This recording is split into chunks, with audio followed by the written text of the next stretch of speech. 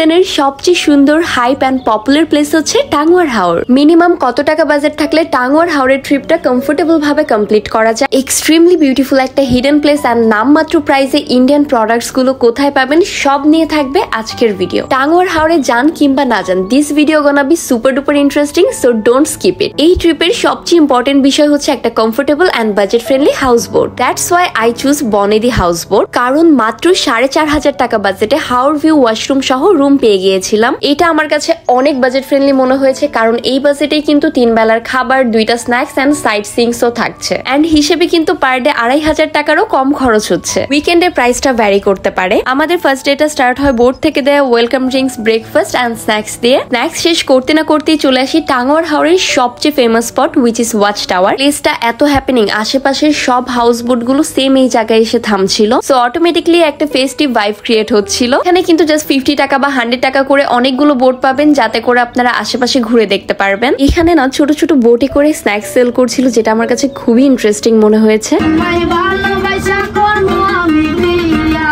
আমরা গান শুনতে শুনতে সেকেন্ড ডেস্টিনেশনের জন্য রওনা দিয়ে দেই। মাঝে আমরা লাঞ্চটা সেরে ফেলি এন্ড ওরা প্রতিটা বেলায় এত আইটেমের খাবার দেয়। এই বেলার স্পেশাল আইটেম ছিল হাওরের মাছ। বোট আমাদেরকে নীলাদ্রি লেকের পাড়ে থামিয়েছে। আমরা এখান থেকে খুবই আন্ডাররেটেড এন্ড বিউটিফুল একটা জায়গায় গিয়েছি। লোকালরা বাদে কেউই আই গেস এই জায়গাটা চিনে না। 2 জন 250 টাকা বাইক ভাড়া দিয়ে আমরা চলে যাই লাল বর্ডারে। 250 টাকায় কিন্তু 3টা স্পট ভিজিট করেছিলাম। রাস্তায় আমাদের বাইককে এরকম বোটে করে পার করতে হয়েছিল। দেন আমরা পৌঁছাই লাল পাথর ঝর্ণাতে। ঝর্ণার পানিগুলো আই গেস ইন্ডিয়ার মেঘালয় থেকে আসে। এন্ড এখানে বিভিন্ন কালারের এত সুন্দর সুন্দর পাথর ছিল, আমি সবার জন্য পাথর কুড়িয়ে এনেছিলাম। এই ঝর্ণার পাশে কয়েকশো বছর পুরনো বিভিন্ন শিলা পাথরের অনেক সুন্দর সুন্দর স্পট ছিল। মাস্ট সে এখানে অনেক এস্থেটিক পিকচার্স তোলা যাবে। দেন আমরা চলে যাই লাকমাছড়াতে। সেখানে ঝর্ণায় একদমই পানি ছিল না। নীলাদ্রি লেকে যেতে যেতে সন্ধ্যা হয়ে গিয়েছিল, বাট এখানের ভিউটা এত সুন্দর, আলহামদুলিল্লাহ এত সুন্দর একটা জায়গা দেখতে পেয়েছি।